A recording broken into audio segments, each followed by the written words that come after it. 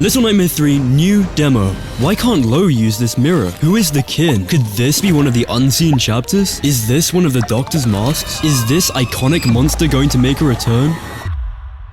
Picking up from when the last gameplay left off, we finally get to see where this treacherous ride takes our duo. Lo and Alone have one goal: escape this nightmare realm while being hunted by monstrous creatures. Will they make it out unscathed? After many twists and turns which threaten to throw them off the ride, they arrive at a new location where they encounter another mirror. Lo touches it to get them out of this hell, but something's wrong. He checks a piece of paper, confused, and drops it defeatedly. Looks like they'll be there for a while longer. Alone tries to comfort him, but he pushes her away, frustrated and ashamed with himself. Perhaps Lo is looking at a miniaturized version of the map seen later in this chapter, and the chess room in Little Nightmares 2, which helps him navigate this world. We encounter a collectible resembling the lady, the exact same one seen in the mall, making a return. Something tells me this isn't just an Easter egg. The duo ventures deeper into the carnival, fighting the puppets and outsmarting the herd, which share an uncanny resemblance to the guests from Little Nightmares 1. Making their way into one of the tents, a grotesque sight meets their eyes: a herd that has been sawn in half. Lo and Alone pull the boxes apart, causing his guts to separate and spill out onto the floor. Sickened by this sight, our duo's desire for escape reaches a precipice. How much of this horror can they take?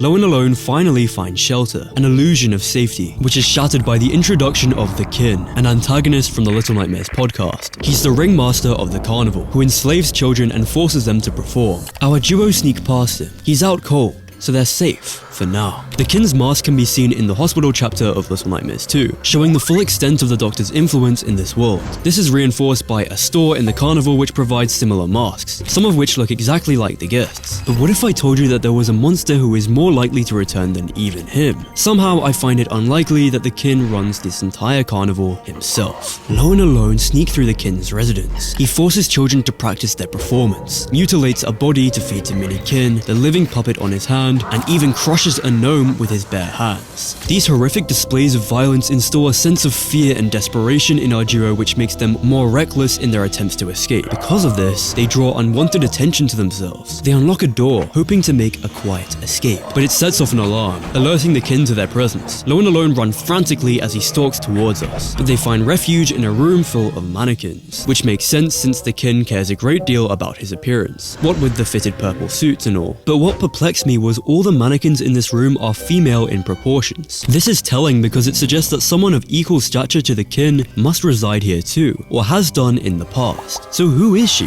This is the unseen chapter in Little Nightmare 3.